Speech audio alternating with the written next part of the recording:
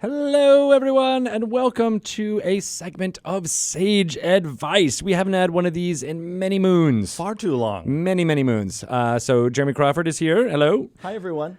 We are going to speak, as we do with other Sage Advices, about a topic of rules or mechanics or general D&D publishing philosophy, I guess is a big tent pole of topics there that this segment can cover. But today we're going to discuss traveling to different worlds and planes and parts of the multiverse now that we are adding Ravnica to the multiverse due to our new product that we announced, Guildmaster's Guide to Ravnica, coming this November, as well as traveling again in Eberron. Yes. What's the overview for this subject here? So we're going to talk today about the difference between traveling to other planes and traveling to other worlds, and also talk a bit about how the different worlds of D&D relate to each other, because people often wonder, is the Forgotten Realms in the same universe as, Dragonlance and Eberron and all of these other worlds? And how that works, like the astral plane, does that work in all of these worlds? Or is, the Nine Hells, are there the Nine Hells for all these worlds? How does it work? We're going to get into all of that. Nice. Okay. As much as the Lady of Pain will allow me to say.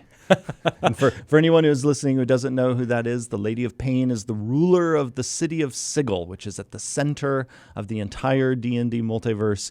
And there are rumors that she is mightier even than the greatest of the gods and possibly older and might even have been there at the creation of it all. And yes, and that came up actually in a most recent Lore You Should Know segment with Chris Perkins, and that the idea of a compact or an agreement is what binds this multiverse together. Yes. Yeah. Which is absolutely really fascinating to me. Mm-hmm. So is that a good place to start? Yeah. Let's. If we sort of are looking at the D&D multiverse from the bird's eye view, if we could somehow fly up above it and look down on it, you would see this great wheel, this wheel that has been in D&D books going all the way back to the first edition Player's Handbook. When I was a kid, it was my favorite part of that book. It blew my mind when I looked in that book, and it was like, wait, Mount Olympus from Greek mythology is on the same wheel with Asgard from Norse mythology, and wait, over here there's the hells, and wait, over here is heaven, and you can travel from one to the other, and then the place where you play D&D, this world, whatever you call it, whether it's Greyhawk or the prime material plane. Yeah, they're all in this plane called the prime material plane, which has always been conceived of, that prime material plane, as being at the center of this great wheel. And anyone who's listening who wants a visualization of that wheel, not only is it in the original Player's Handbook, but because I loved it so much, I made sure it was also in the 5th edition Player's Handbook, where you can see this visualization of out on the outer edge of the wheel are the divine realms of the gods. Mm-hmm. And this includes both gods of good and gods of evil, gods of law and gods of chaos, and gods who fill in the spectrum between law and chaos and evil and good. You then move in from the circle. So in a way, it's like the most abstract part on the outer part of that circle. As you go in the circle, then you get things like the inner planes. That's just a fancy word for the planes of the elements, the plane of fire, the plane of air, the plane of earth. And so now you're getting to these concrete things. And then you get into the middle, and there is the prime material plane. The plane essentially that pulls in material from these other planes. The prime material plane has building blocks from the elemental planes, and in the people who inhabit the prime material plane, their intellects, their spirits, their philosophies are represented by those outer planes. In a way, you can think of even the outer planes being a part of the building blocks of the prime material plane at the center. Now, there are a few more layers. Before we go on, what's the definition of plane that you're using here? So, a plane is, in a sense, a defined pocket of reality with a particular characteristic. Plane of fire, it's all about fire. Although there's more than fire there. There's the city of brass you can visit and not be incinerated. It's not just, infinite fire. It is actually a place that you can go and visit.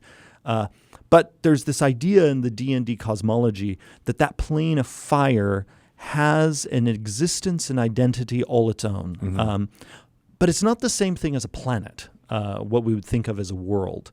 A plane has kind of fuzzy boundaries. And particularly when we're talking about the outer planes, they might, in some cases, not even really be literally physical places, that they are almost conceptual spaces that you can experience. We sometimes like to talk about the fact that, you might visit the plane of Elysium, for instance, and this beautiful paradisal glade that you visit might, on one of your visits, appear to be 1 mile away from this glimmering heavenly spire. On your next visit, they might appear to be 20 miles apart, because in those very conceptual planes, space is very loosey-goosey. Same with time. It's sort of as the more abstract the planes get, the more timey-wimey it gets, the more spacey-wacy it gets. That's how I often like to talk about those outer planes. But the point is, despite that fuzziness, that place has an identity that gives it a cohesion. Like Elysium is a place of peace and everlasting goodness.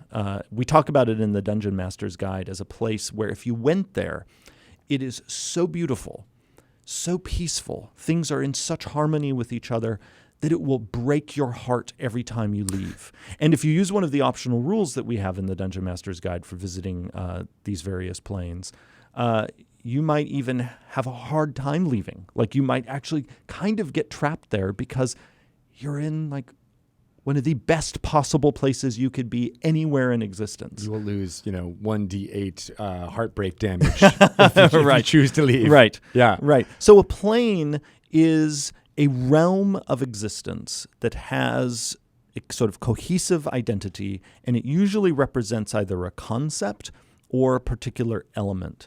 The prime material plane is different from the other planes in that it has elements of all of them. It is the meeting spot, while also having a more defined physics and time passage makes much more. It's not loosey goosey. It's not spacey wacy. It is defined.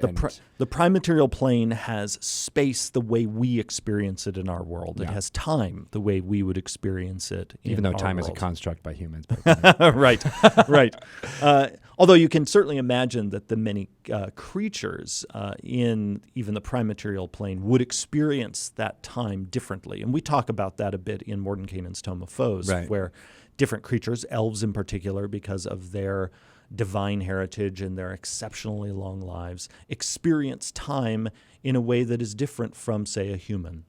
Now, there are also, as I kind of give the overview of existence in the D&D multiverse, there are a couple other places that are important to point out. There's a place called the Outlands, which is also at the center of the wheel, and it's essentially the meeting place of all of the outer planes. It's where there are these places called gate towns that lead into the outer plane. So there's the gate to Hell, there's the gate to Mount Celestia, there's the gate to Elysium, there's a gate to Acheron, etc. And you could literally ride a horse or a griffin or your favorite mount or vehicle from one gate to another. So I've often thought the Outlands themselves are a really wonderful place if you want kind of fairy tale or mythological adventure where, again, you can literally say, all right, this morning we were talking to the gatekeepers to Hell, but now we have to bring this message over to the gatekeepers of Hades, and they don't like each other. Let's see what happens. Now, is that defined, that Outlands? Have there been settings and things that have occurred in the Outlands? Yeah, so we talk about the Outlands a bit in the Dungeon Master's Guide. They were first really fleshed out nicely in the Planescape setting in 2nd edition. That plane used to have a different name it was in first edition D&D the plane of neutrality, because that wheel that I'm talking about, each of those outer planes corresponded to one of the alignments in D&D. So that plane in the middle was the plane of neutrality, the plane of concordant opposition. That name was swapped out for the Outlands and was reconceived as still a place of neutrality, in that people from very different worldviews could gather and sometimes actually interact with each other peaceably. Is that where the city of Sigil is? So yes, and you, as so often happens in Sage Advice, you read my mind where I was headed next. People are going to think it's scripted, but it never is. So hovering above the Outlands at the peak of this great spire, taller than any spire you would imagine possible. Infinite, right? Yes, it thought it could go on forever. They're hovering in what passes for sky in the Outlands, because again, once you're in the outer planes, what really is space? There is the city of Sigil, or as some people pronounce it, Sigil, because that's actually how it's spelled. I often like to make fun of how we pronounce Sigil, because it is spelled sigil. The creator of yes. the sigil. Yeah. But the official pronunciation is Sigil. And Sigil, which is this donut-shaped city. So when you're on the city streets of Sigil, like you can look up at the sky and see other streets. That is the realm of the Lady of Pain, this mysterious being who many speculate holds the entire multiverse together, that in fact might be the personification of the multiverse itself. Oh. And she is inscrutable, silent. Gods do not dare cross her. They are not allowed to mess with her or her city. And if people do cross her, she is known for casting them away into these seemingly endless labyrinths, and they are gone forever. Now, they might be able to find a way out. You could certainly do a D&D adventure about that. I know, right? That that's like 4 hooks of a story right there that you just did. Yeah. No, I mean, that's why the Lady of Pain and her city and the stories around her are so rich for storytelling. I mean, it's why so many of us who love Planescape enjoy this planar material. And it's honestly why the way we present the planes in the core books for D&D is totally Planescape. We were such fans of Planescape, we're just like, and it's just core now. Right. I mean, that's why the Lady of Pain's talked about in the Dungeon Master's Guide, the City of Sigil, the Outlands, the Gate Towns, all of that. It's the default kind of way of thinking about the cosmology. Yes. And one thing we talk about, not only in books people have now, but in D&D books stretching back decades, is that people in different worlds can imagine these planar relationships in different ways and might even have different names for them. And we've even seen that at various times throughout the game's history. Like in 3rd edition, there was actually a version of the cosmology in the Forgotten Realms different from what the Forgotten Realms now has. What the Forgotten Realms now uses is what it originally used back in 1st edition and 2nd edition as well. 3rd edition, FR had a brief thing where the cosmology was described in a different way. But in terms of our storytelling, that's fine, because you can imagine that people in various D&D worlds would have a host of ways of describing the outer planes. You can imagine an elf might, rather than thinking of the Great Wheel as a wheel, particularly, let's say we're talking about a wood elf, that elf might imagine the cosmos as being some kind of great flower, with each plane a different petal on that flower. A dwarf might instead imagine the cosmos as being a collection of intricate stonework, where they're stacked. The different planes are stacked on top of each other and might have like a pyramid relationship. With one holding up the other, since dwarves so often think in structural terms. Well, you can just look to our own world too, and how many different frameworks of the cosmology that human culture has been able to create over the course of the millennia of written time. There's countless. There's every tribe or sect or religion that's formed in the last 100 years has a completely different way of thinking about our existence. Absolutely. And so a fantasy world would have the same. Yeah, and so you can think of if you're a DM creating your own world, or you're using one of the official worlds for D&D, you can think of the way we present the cosmology in the core books, as well as in books like Mordenkainen's Tome of Foes or Volo's Guide to Monsters. You can think of that as almost like, again, this bird's eye view that DMs are aware of, but the people in the world where you're playing might think of that cosmic structure in a very different way. And so you can play with different ways of describing it, different ways of naming it. Even some of the planes' names have changed over time over the course of D&D's history. I know. I remember the Happy Hunting Grounds as being the chaotic good plane of existence. And the thing is even though that's no longer the word that we use, say the name that we use in the Dungeon Master's Guide, you could certainly still use that name and say, well, even though that's not sort of maybe the name they would use in the city of Sigil, that's a name that would be used in one of the worlds in the prime material plane. Yes. Or even one of the denizens of that plane might still refer to it as that, because that's how they framed it in their head. Yes, yeah, absolutely. Another sort of I talk about this planar structure and the way we talk about it, the way we name the different planes as being sort of like a DM-facing element.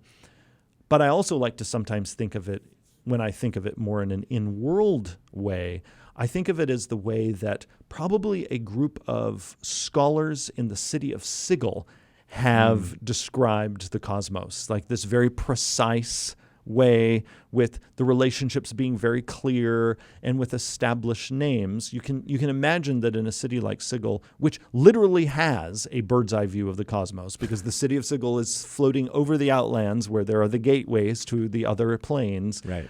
You can imagine they would have a very precise way of naming everything. But as soon as you're on the ground in, say, the Forgotten Realms, depending on whether you're in the Moonshaes or Waterdeep or off in Thay or you're in Rashomon, wherever you are in a world as vast as the Forgotten Realms, you're probably going to come into contact with people who have wildly different ways of describing this thing that's very clear to those people up in Sigil, but not so clear to the people down on the ground. Exactly. So, and one of the reasons we're talking about this is because the cosmology is presented, and correct me if I'm wrong, but the cosmology is presented in the 3.5 and 4th edition versions of Eberron was very different from this. Is that true? So yeah, let's go now talk about a world and worlds within the prime material plane. Right.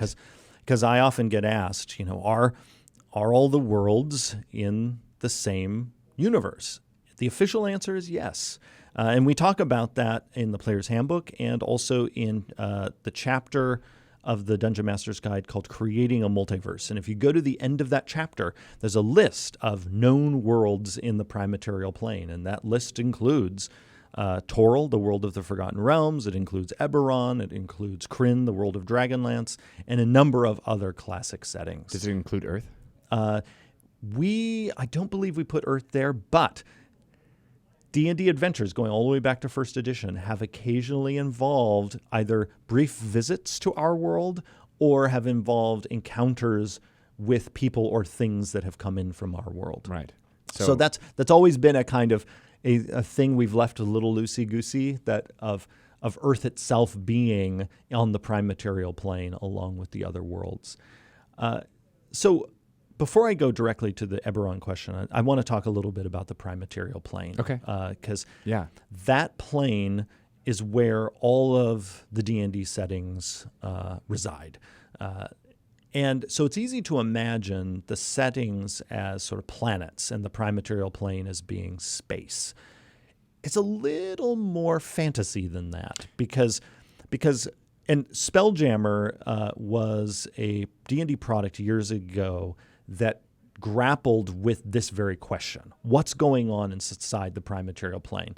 Planescape and all the planar material in the Dungeon Master's Guide is really about the overarching structure of the multiverse. Spelljammer is specifically about the prime material plane and how you might get physically from one D&D world to another. Because the D&D worlds aren't, again, just planets. Many of them have their own stars. sometimes they have planets they might see in the sky. Like I might be on the surface of Toril looking up and see something that a person over on Kryn is not going to see. And not just simply because of great distance between those worlds, but because the sky is literally different. The way that the firmament is shown to mortals on that world is completely different because they were created in different vacuums almost in a way. So those authors, yeah, right. There was no multiverse story meetings. Although the assumption going back to first edition was that all these worlds were in the same prime material plane, but not in the same solar system, or right? Not in the same exactly physical space. And because and I love that you used the word firmament, because the D&D worlds, you can almost imagine them as being planets, but then planets that have also this this sphere around them, which is their firmament, the sky they see, which in Spelljammer that was called the crystal sphere that surrounded the world, and that you would travel up, and then you'd have to pass through the crystal sphere if you were on a spelljamming ship to then travel to one of the other crystal spheres. And there were these, so it was like these hung crystal spheres that you couldn't see necessarily from other places, but you could. Was it teleportation that spell jammed them across? Was it? So the spell jamming ships are ships that you would actually get in, and they could lift off from the surface of, say, Orth, the world of Greyhawk, and fly up, and you'd pass through the crystal sphere, and then you could travel to the Forgotten Realms sphere, and then land, on the Sword Coast. And that's what the whole Spelljammer setting is about. Precisely those sorts of journeys, the adventures you could have in the space between the crystal spheres. Right, because you could have random encounters with, mind flayer ships and gifts ships and all these other things that could occur on there. So it wasn't just instantaneous. There was a travel component. Yeah, and we've been sprinkling monsters from Spelljammer in our books for several years now. The GIF, the hippopotamus people showed up in Mordenkainen's Tome of Foes. They're from Spelljammer. The Neogi, who are a villainous group, they appeared in Volo's Guide to Monsters and others. And these are some of the folk you can meet out in the vast reaches of space, which, by the way, in Spelljammer is also not a vacuum. Because, again, it's important to remember this is fantasy. It's not science fiction. And has some really wonderful kind of medieval assumptions about, again, the firmaments up above, the sort of 19th century notion of the phlogiston out there, that's actually what space is. Yeah. So here's the thing. Whoa, I'm knocking my microphone. It is not necessary if you're playing in any world of the D&D multiverse to embrace those sort of Spelljammer conceptions. That can be a really fun overlay if that's the sort of storytelling you want to get into. Yeah. Many D&D worlds really just sort of are concerned about themselves. It's kind of like in our world, there might be planets out there with other people on them, but until their lives intersect with ours, and hopefully when that happens, it's peaceful. There'll be high fives. Yeah, Good job. Yeah. We're pretty much just concerned about what's going on in our own world, because our lives can be so rich with depth. We often wouldn't have time to think about what's going on over there in that other world. So again, it's not necessary in D&D to go whole hog into this planetary sort of travel.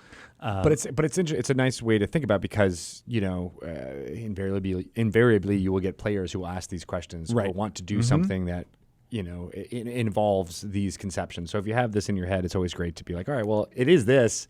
Just so you know, but your character, may know that from reading it in a book, but doesn't really have any conception of how it would actually happen. Unless, of course, you're, like you said, you wanted to experiment in that kind of storytelling, and then all of a sudden a ship of GIF shows up, and then they have to deal with it and travel, across these type of things. But is this a good time to go back to the Eberron question and what that means? Let's talk about Eberron. Okay.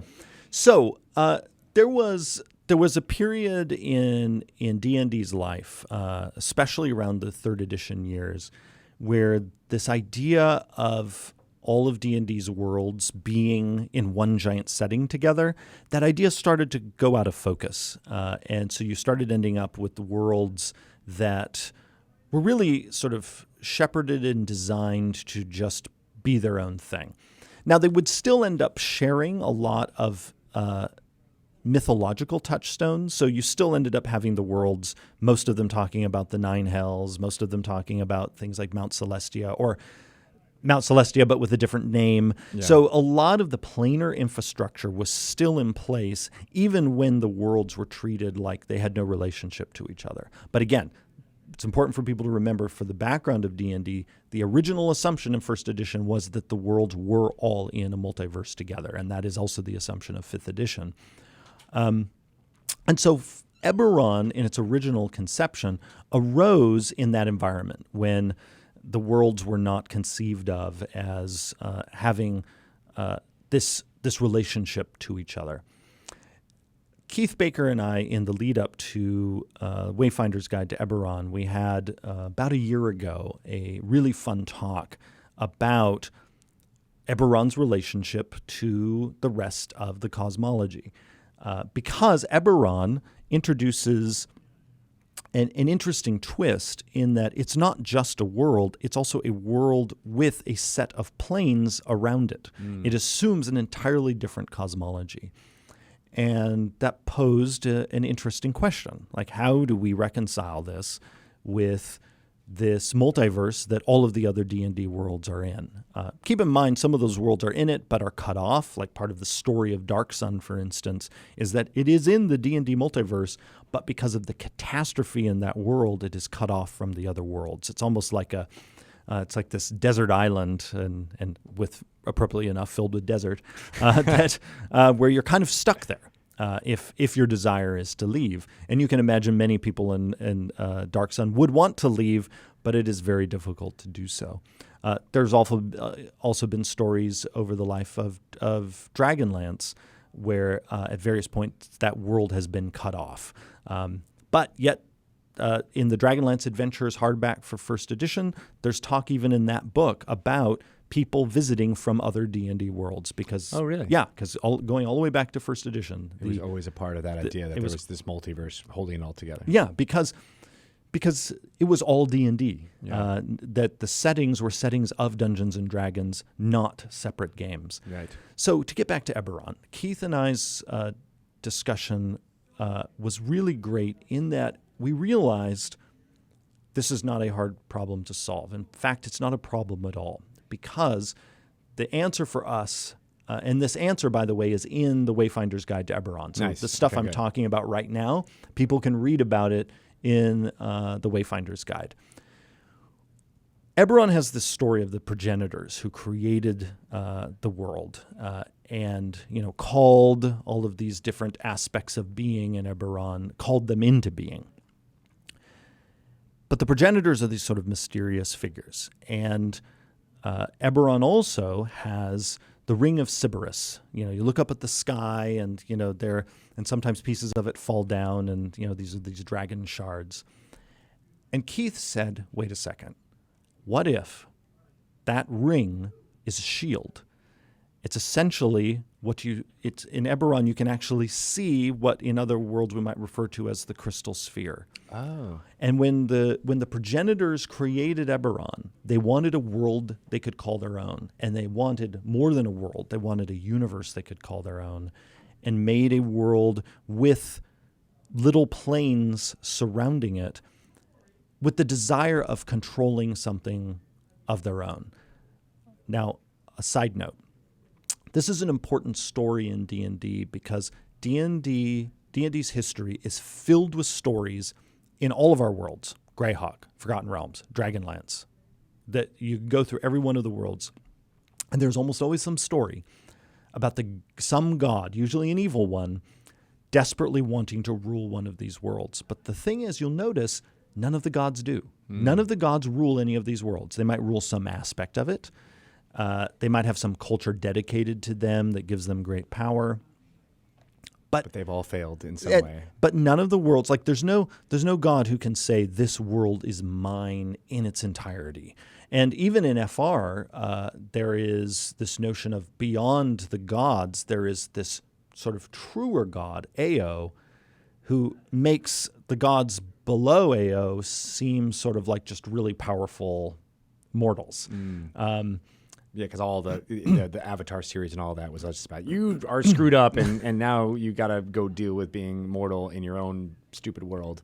And so there's this idea throughout D&D's history that even the gods themselves are contingent, that there's something beyond them that is sort of like a greater god or a greater group of gods who are inconceivable, really much more in line with what in our world sort of mystics would talk about, like the divine ultimately is not comprehensible by our puny human brains. And so D&D has often hinted at that there is also something like that, and that the gods that people that they get spells from and that there are temples to are contingent. They are not omniscient. They are not omnipotent. We know even there are figures like the Lady of Pain whose appears greater than the known gods. Yeah.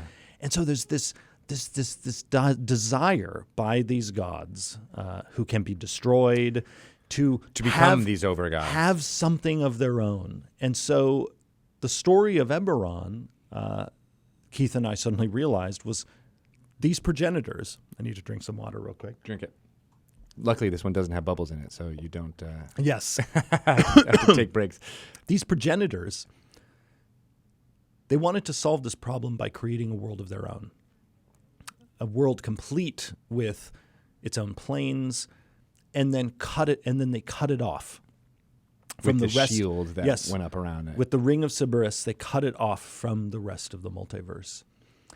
And the little note I love that Keith put in the Wayfinder's Guide is you can think of when those shards fall, that's actually the shield cracking.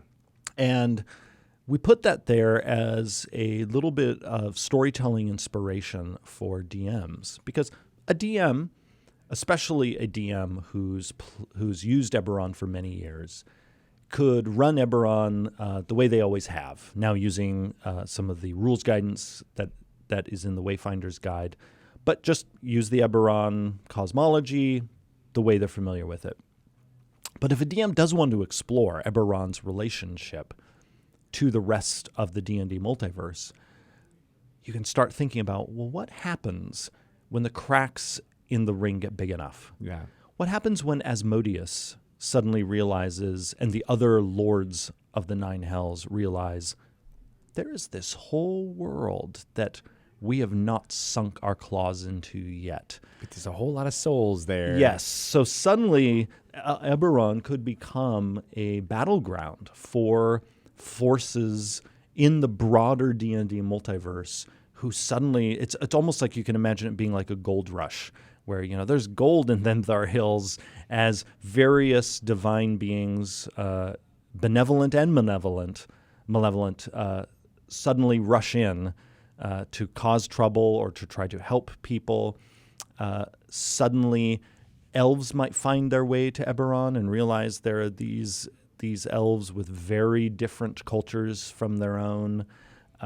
Interesting. I think you could end up with some really fascinating stories. And that's a great way for, as you said, dungeon masters now who have been playing in the Forgotten Realms or one of these other homebrew settings, but they want to delve into some of the content that's in Wayfinder's Guide and just be like, oh, here's a way to do it. Here's a way to, the shield broke and this ship or these creatures from another planet who have been adventuring in Kryn all of a sudden show up here. And what does that mean, right? Yeah. Now, we only have a little bit of time, but I want to ask you, how does Ravnica, the world of Ravnica / plane of Ravnica in magic cosmology, how does that fit into your conception of what the D&D multiverse means? So the beautiful thing about the prime material plane of the D&D multiverse is it can gobble up anything.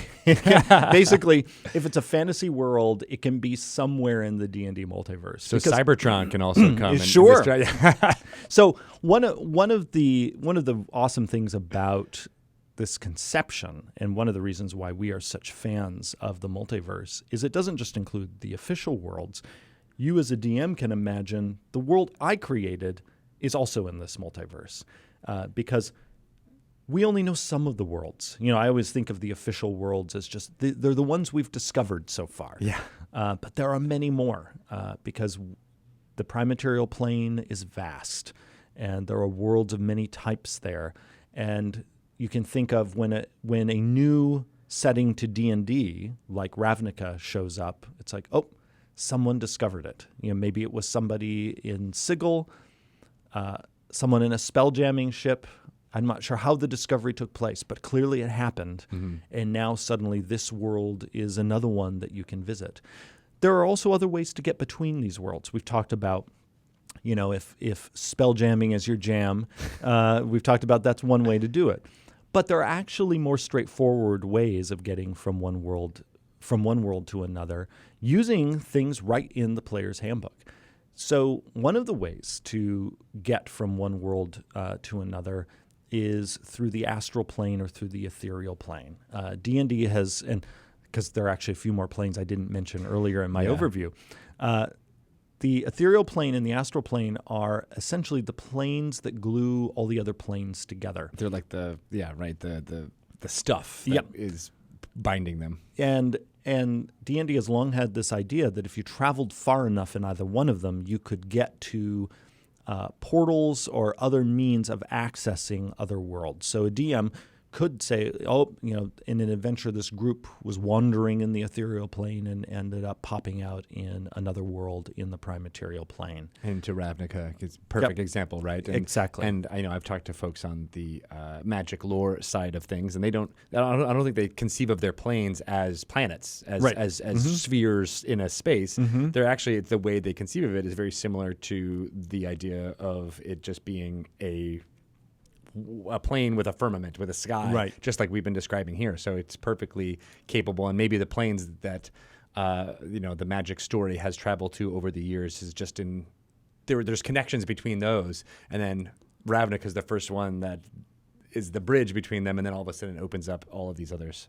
Yeah, very, very easily.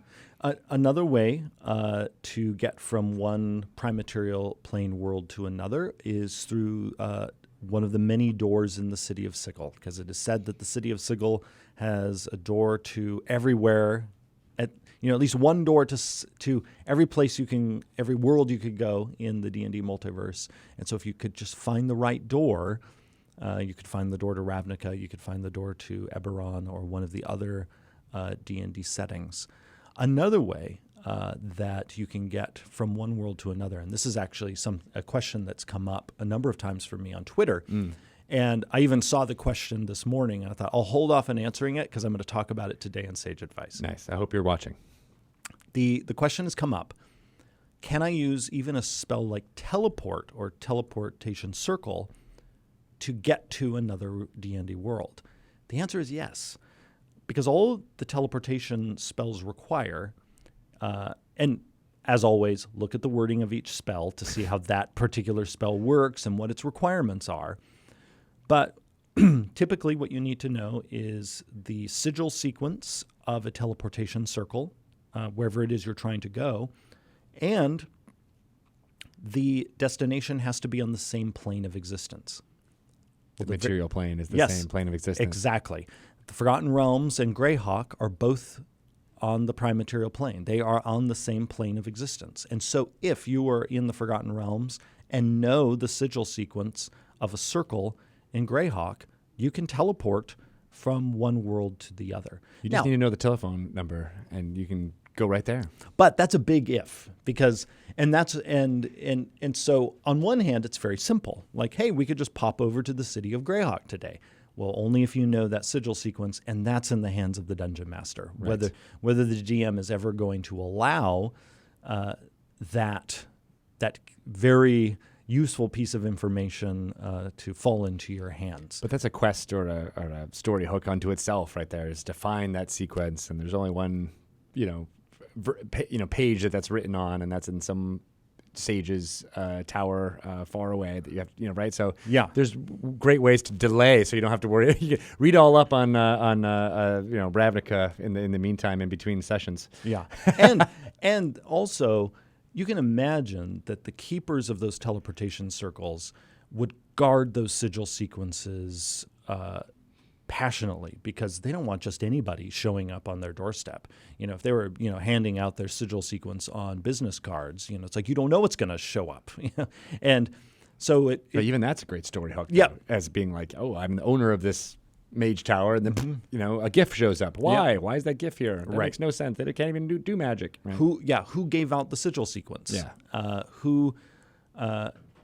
Did someone sell it on the black market? It has, in the case of, maybe an archmage who has a sigil sequence in their tower, did their apprentice betray them? Did they give that sequence out?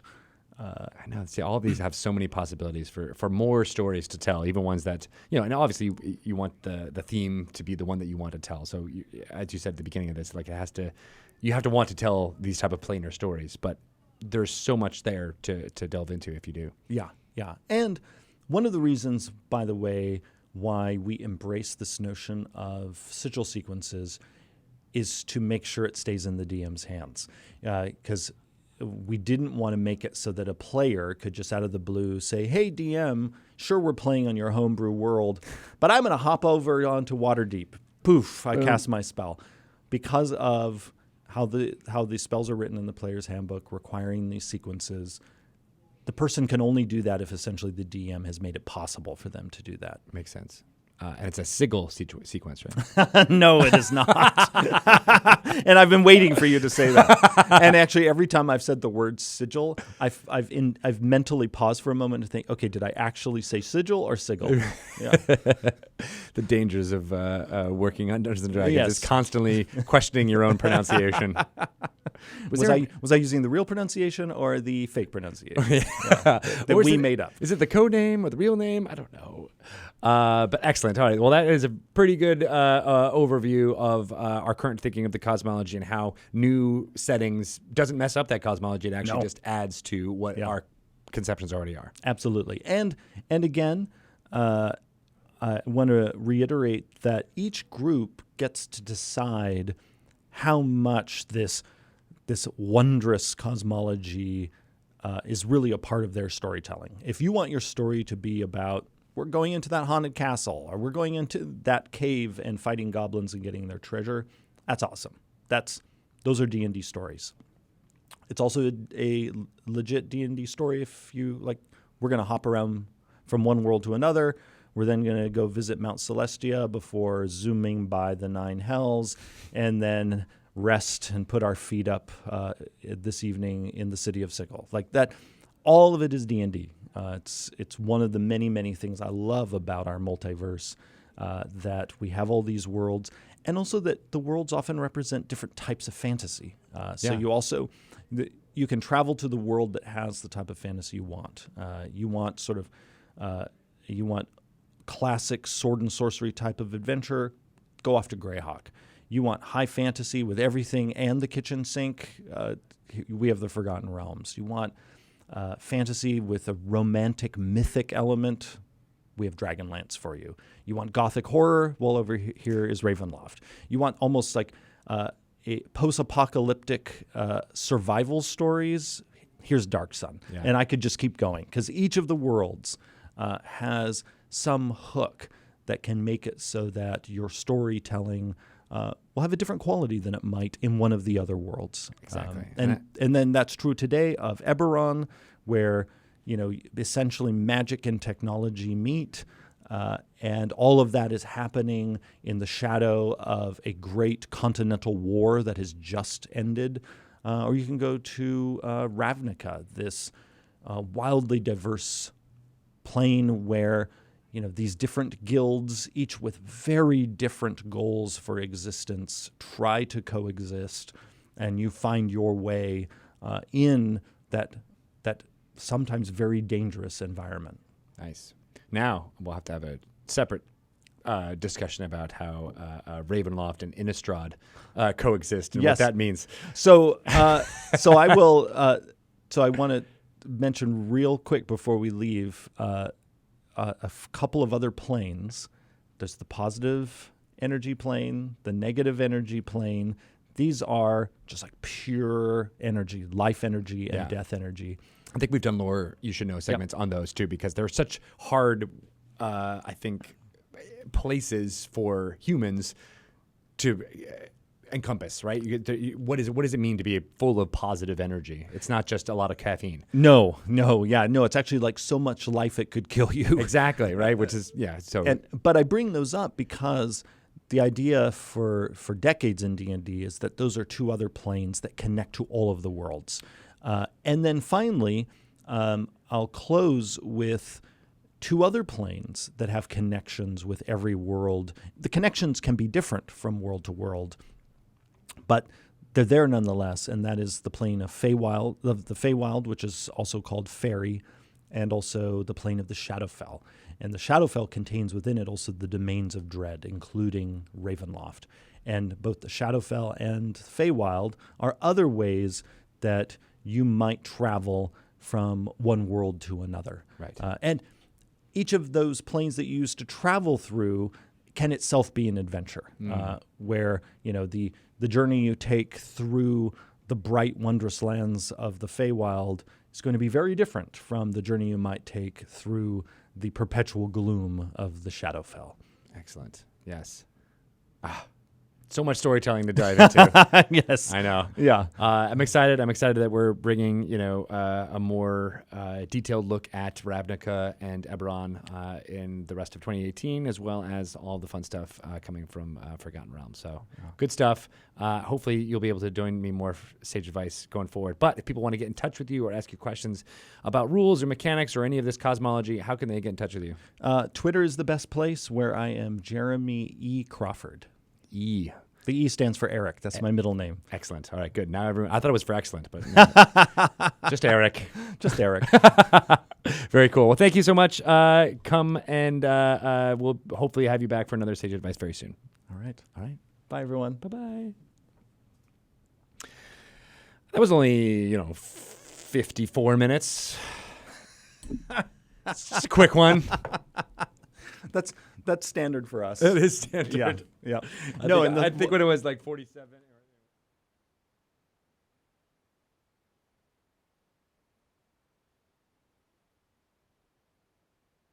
I often do this. How are you guys doing? Sorry, we're usually doing our recap of what we just talked about moment. Hope you guys enjoyed everything over the last few hours of talking about all the new fun stuff that's going on. I won't go into too much detail about our schedule coming up, but we do have a lot of fun stuff, including Loading Running Run tonight as Dice Friends, and then we have a full slate of streaming from this here studio and or the one next door tomorrow with Mike Morrell's doing Happy Fun Hour tomorrow at 1 p.m. Pacific Time. Bart Carroll is in here for Dragon Plus at 2 p.m. Pacific Time. I'll be doing 3:30 D&D news, going over a lot of these announcements and a lot more fun stuff before we start with Dice Camera Action episode 102 this week, right? Is that right, Pelham? Nice. Thank you to everyone who watched all of the programming at San Diego Comic-Con this past weekend. Seemed like everyone had a wonderful time.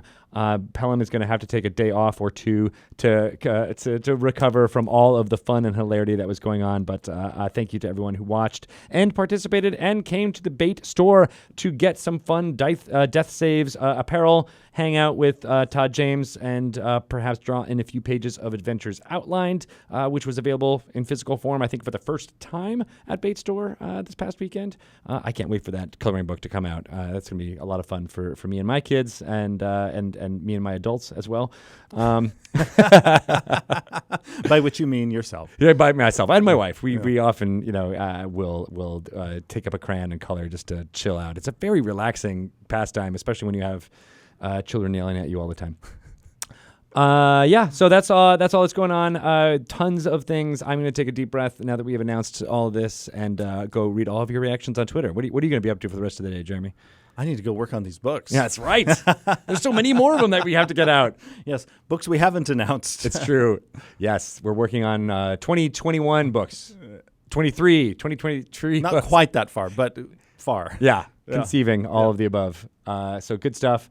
Thank you guys, and we'll be back here on this channel starting at 1 p.m. tomorrow. Bye-bye.